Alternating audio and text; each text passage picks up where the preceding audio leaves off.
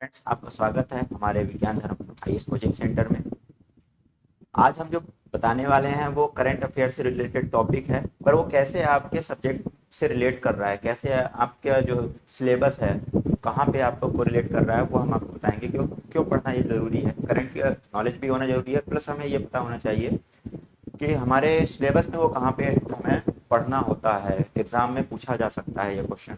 तो आइए चलते हैं, बात करते हैं। पहले सबसे पहले हम कोचिंग के बारे में बता दें। आप विज्ञान धर्म कोचिंग सेंटर आप आ रहे हैं तो अच्छी बात है, घर पे बैठे हैं तो आप सब्सक्राइब करके रखिए, घर पे बैठ के पढ़ना है तो भी सब्सक्राइब करके रखिए। ये सर हैं, ये फिलहाल आपको कोचिंग्स में यहाँ पर पढ़ाएंगे, और भी सर हैं और भी सर आएंगे। विज्ञान धर्म कोचिंग का जो ईमेल आईडी है उस पर आप जो है मेल करके आप बता सकते हैं कि आपको क्या प्रॉब्लम है। प्रॉब्लम जो भी है आप जो है दिए गए कॉन्टैक्ट नंबर पर भी संपर्क कर सकते हैं। साथ ही साथ अब हम चलते हैं दूसरी स्लाइड में। यहाँ पर हम आपको बता देते हैं अभी कल जो कार्यक्रम हुआ वो आपके करंट से बहुत ज़्यादा मिलता जुलता है। क्यों मिलता जुलता है? क्योंकि आप जब आप पढ़ रहे होंगे तो आप संविधान पढ़ेंगे, संविधान से ही सब कुछ है। यहाँ पर राजपथ के बारे में बताएंगे। राजपथ जो है कैसे कर्तव्य पथ के नाम से जाना गया, कल से वो कर्तव्य पथ बन गया है।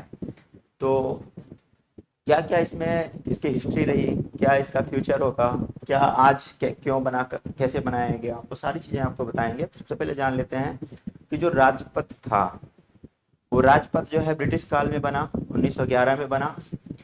जब राजधानी, भारत की राजधानी दिल्ली को बनाया गया, उस समय यहाँ पर राजा आए, इंग्लैंड के राजा आए, ब्रिटेन के राजा आए।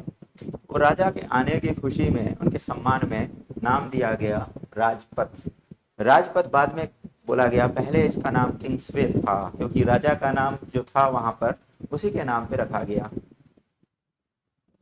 ये आपको जानना जरूरी है, क्योंकि आप बैठना आपको यहीं पर है। आपका अल्टीमेट एम जो है राजपथ से होते हुए जब हम रायसीना हिल या नॉर्थ ब्लॉक साउथ ब्लॉक जाते हैं, जो कि मंत्रालय हैं, और उसके साथ ही हम जाते हैं बगल में संसद भवन बैठे होते हैं। तो आप जो कोई भी अफसर बनते हैं यूपीएससी से रिलेटेड, तो आपकी जिम्मेदारी संसद के प्रति हो जाती है।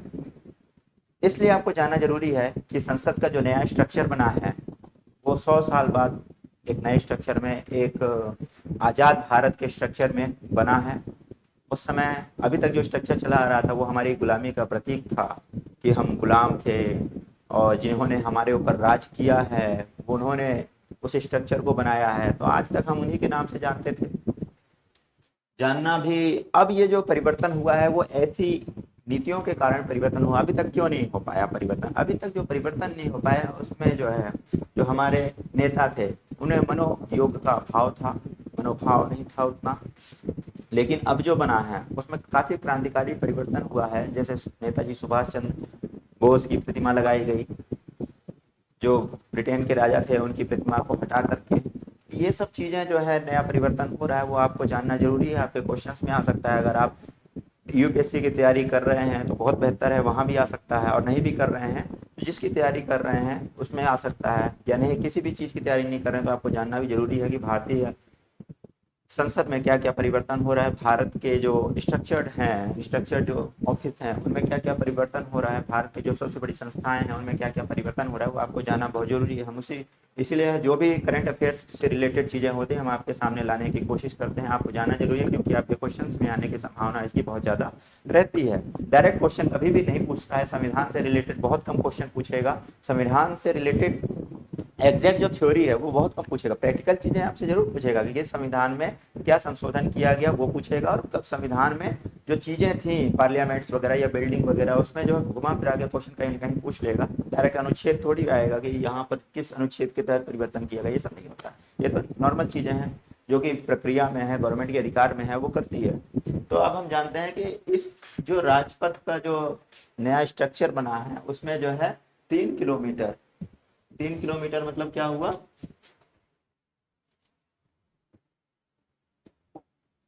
3 किलोमीटर जो ये एरिया है, यहाँ पर जो है इसका नाम चेंज किया गया है। कहाँ से? रायसीना हिल से लेकर के इंडिया गेट और उसके आगे का एरिया।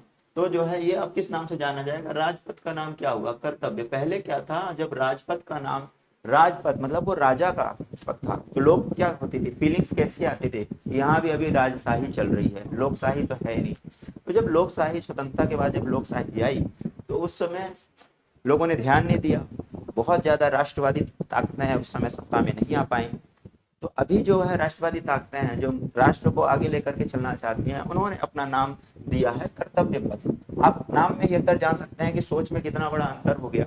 अभी हम कर्तव्य पथ के नाम से जान रहे हैं। ऐसा ही एक दूसरा वाक्य है, इसमें प्रधानमंत्री जी का जो आवास रहता था, तो उसका नाम भी रेस कोर्स रोड के नाम से जाना जाता था। क्या नाम से जाना जाता था, जो राज रेस कोर्स, जो इनका जो प्रधानमंत्री का जो बंगला था, उसे रेस कोर्स रोड के नाम से जाना जाता था। अब किसके नाम से जाना जाता है बंगला, अब वो जाना जाता है लोक कल्याण मार्ग। लोक कल्याण। तो जो देखते हैं सत्ता के परिवर्तन के साथ ही नई नई चीजें आती हैं, पर यह हमारे भारत के हिसाब से बहुत अच्छा है, क्योंकि पहले रेस कोर्स रोड, जिसका कि औचित्य ही, नाम का औचित्य ही नहीं था, अभी जो है इतना महत्वपूर्ण जो है नाम रखा गया है लोक कल्याण। मतलब किसका कल्याण, जनता कल्याण, जनता की सरकार, कल्याण किसका, जनता का। बहुत ही अच्छा नाम रखा गया। अब जो नाम रखा गया वो कर्तव्य पथ के नाम से जाना जाएगा। जब वहां से कोई भी नागरिक निकलेगा या अधिकारी निकलेगा, नेता निकलेगा, तो उसे अपने कर्तव्यों की हमेशा याद रहेगी कि हाँ जी, ये कर्तव्य है नागरिकों के प्रति, हमें उसके अलावा या फिर राजशाही स्थापित नहीं करना, राजा जैसे शासन नहीं करना, बल्कि अपने जिस कर्तव्यों के लिए हमें चुना गया है वो कर्तव्य हमें निभाना है। उसके लिए ही नाम यहाँ पर चेंज किया गया, और बहुत सारी फैसिलिटीज इसमें चेंज की गई है। जैसे कई सारे जो है वहाँ पर अलग अलग लोगों के लिए अलग अलग रुकने की व्यवस्था है। कई सारी जो है नहर, अभी कैनल वहाँ पे जो बनी है उसको पार करने के लिए कई सारी जो है वहाँ पे ब्रिज बनाए गए हैं। तो बहुत सारा परिवर्तन किया गया है। तो साफ सफाई वगैरह इतनी अच्छी कर दी है। कैनल छोटी थी, उसे जो है बहुत बृहद आकार दिया गया। जो पथ था, राजपथ जो था, जो लोक कल्याण मार्ग बनाया, उसमें अभी जो है बहुत सारी नए नए स्ट्रक्चर बने हैं। पहले कंक्रीट की चीज़ें नहीं थी, सिर्फ जो है बजरी की चीज़ें थी, तो उनमें जो है नया कंस्ट्रक्शन करके ऐसा बनाया गया कि राजपथ के जब 26 जनवरी या 15 अगस्त को जब परेड निकले, तो उसमें घोड़ों को चलने में परेशानी ना हो, इसलिए भी पहले छोड़ा गया था। लेकिन अब ऐसा उसमें ग्रेनाइट वगैरह ऐसा लगाया गया है कि आराम से वो स्लिप नहीं करेगा। खुरदुरा जो है पत्थर रहेगा, जिसपे 15 अगस्त या 26 जनवरी को जब भी कह सकते हैं 26 जनवरी को जब भी राष्ट्रपति भवन पे घोड़ों की जब रैली होगी, जब सेना वहां पे अपना प्रदर्शन करेगी, तो उस समय जो है आराम से वहां पे काम किया जा सकेगा। क्या काम किया जा सकेगा, रैली का काम। तो हम अब चलते हैं नेताजी, दूसरे बात पे आते हैं।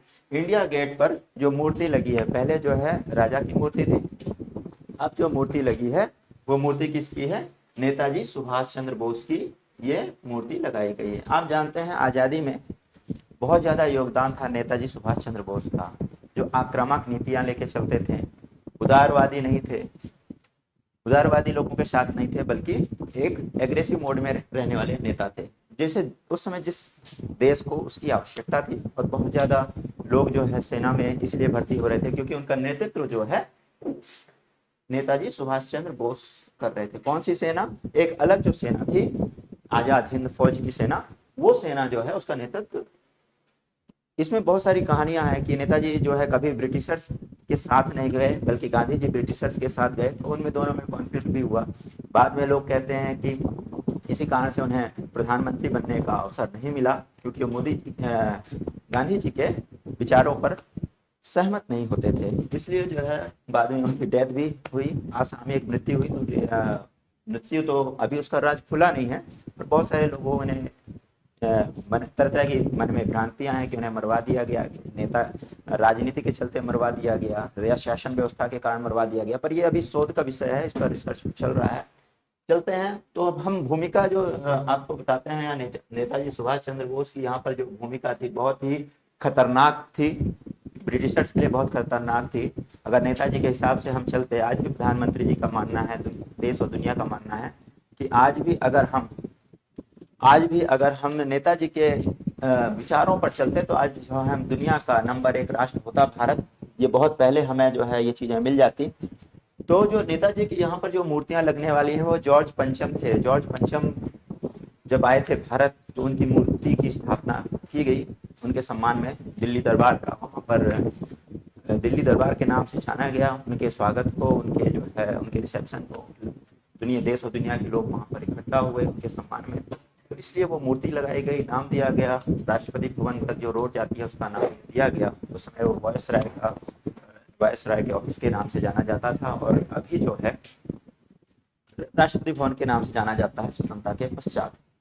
तो वहाँ पर जो राष्ट्रपति भवन से विजय चौक, राष्ट्रपति भवन के जो है विजय चौक जाने के लिए पूर्व में इंडिया गेट से होकर ध्यानचंद्र एकेडमी जो है, ध्यानचंद्र एकेडमी तक वो राजपथ जाता है। कहाँ से? इंडिया गेट से और ध्यानचंद्र एकेडमी तक। ये जो पूरा मार्ग है वो 3 किलोमीटर का मार्ग क्या कहलाता है? इस समय कर्तव्य पथ के नाम से जाना जाता है। और जो पहाड़ी है आपको बता देते हैं, जो पहाड़ी है जिस पर राष्ट्रपति भवन बना है उसका नाम रायसीना हिल है। वो एक पहाड़ी पर बनाया गया एक स्ट्रक्चर है जो कि आज़ादी से पहले वायसराय के लिए बनाया गया था। वहीं पर संसद बैठती थी जिसके जो है नॉर्थ ब्लॉक और साउथ ब्लॉक कहलाते हैं, दाएं और बाएं। ये इस समय मंत्रालय के रूप में है, बगल में ही संसद है। तो ये सब चीज़ें हम आपको बताएंगे। तो जो मूर्ति बन रही है, ये मूर्ति जो है नेताजी सुभाष चंद्र बोस की मूर्ति काफ़ी स्ट्रक्चर्ड वे में बनी हुई है, काफ़ी अट्रैक्टिव है। और बोस ही क्यों, और दूसरे नेता को जो है क्यों नहीं यहाँ पर अवसर दिया गया? तो बोस ही, मैं आपको बता देता हूँ। ये जो आपको जो यहाँ पर पिक्चर दिख रही है, ये पिक्चर जो है जॉर्ज पंचम की थी, जिसे हटा दिया गया, मूर्ति को हटा दिया गया और इनकी जगह पे अब ये जो है स्ट्रक्चर स्थापित हो गया है। कल ही प्रधानमंत्री मोदी जी ने इस स्ट्रक्चर का, इस मूर्ति का अनावरण किया है। यहाँ पर मैं बता देता हूँ एक और बात थी। न्यू दिल्ली म्युनिसिपल कॉरपोरेशन जो है ये पहले किस नाम से जानी जाती थी? किसने किया? मंजूरी कहाँ से मिली इसको? इसको एक गवर्नमेंट बॉडी होती है एनडीएमसी, यहाँ से उसको मंजूरी लेना पड़ता है। जब भी नाम चेंजेस करना होता है दिल्ली, न्यू दिल्ली एरिया में, तो वहाँ पे इस बॉडी से नाम चेंजेस के लिए परमिशन लेना पड़ता है। तो जब परमिशन लेते हैं तो क्या करना पड़ता है, उसको जानना एक बार जरूरी हो जाता है कि ये एनडीएमसी क्या है। एनडीएमसी पहले जो है इसका नाम जो है पंजाब के नाम से जाना जाता था, पंजाब नगर निगम अधिनियम 1911 के तहत इसका नाम जो है बदलकर नई दिल्ली नगर निगम परिषद कर दिया गया, न्यू दिल्ली म्युनिसिपल कॉरपोरेशन, इसीलिए एनडीएमसी के नाम से जाना गया। और यहाँ पर ही ये जो है इसका एनडीएमसी का मुख्यालय, आप जानते हैं, आप कभी भी जाएंगे इंडिया गेट के पास या अपने मतलब इंडिया गेट से लगता ही एनडीएमसी है, पालिका केंद्र है, तो वहाँ पर आप जा करके यहाँ पर इसके कार्यालय में जा सकते हैं। तो ये हुआ एनडीएमसी, इसका कोई ज़्यादा महत्व है नहीं। चलते हैं नेक्स्ट स्लाइड में। तो अब हम आपको बताते हैं विज्ञान धर्म, जो हमारा ये चैनल है उसे सब्सक्राइब करें। साथ ही साथ आपको बता दें कि इसमें थोड़ी सी एक जानकारी और दे देता हूँ आपको कि ये जो प्रतिमा है ये ग्रेनाइट की बनी है, साथ ही साथ ये 65 मेट्रिक टन की बनाई गई है, ये आपको जानना होगा। और ये जो मूर्ति है ये फ्रीडम फाइटर का हमें जो है आभास कराती है। अब हम देखते हैं मूर्ति कहाँ पर लगी है। मूर्ति लगी है कि जहाँ पर अभी मोदी जी ने या भारत सरकार ने अभी एक जो शहीद होते हैं, आज तक जो शहीद हुए हैं, उनके नाम से एक अलग ही स्थान बनाया गया है। उसी जगह पर नेताजी सुभाष चंद्र बोस की प्रतिमा का अनावरण किया गया है। मैं आपको बता दूं कि ये जो मूर्ति है ये 3 किलोमीटर जो मूर्ति जहाँ पर है राज कर्तव्य पथ, उसके जो है जो एरिया है कर्तव्य पथ का वो 3 किलोमीटर का मैंने आपको बताया। यहाँ पर जो है क्या क्या परिवर्तन हुए, छोटा सा मैं आपको ब्रीफ दे देता हूँ। 4000 नए पेड़ बनाए गए हैं, नए इंडिकेटर बनाए हैं लगभग 114, लाइट्स 900 के लगभग लाइट, लगभग 400 बेंच बनाई गई हैं वहाँ पर, जिससे कि वहाँ पर लोग जाकर के आराम से बैठ सकें, ना कि उन्हें खड़े रहना पड़े। तो बैठने की भी अच्छी व्यवस्था, पार्किंग 6 नए पार्किंग स्थल बनाए गए हैं। तो 19 एकड़ में जो है जो नहर है उसको भी इस तरीके से विकसित किया गया है, जैसे विकसित देशों में देखेंगे आपकी बड़ी बड़ी नहरें, बड़े बड़े जो है नदियाँ होती हैं और उसके बगल में बड़ी बड़ी बिल्डिंगें होती हैं। ये नहर एक भारत का एक प्रकार से गौरव ही है। अब हम चलते हैं दूसरी खबर की ओर। दूसरी खबर में देखते हैं क्या है।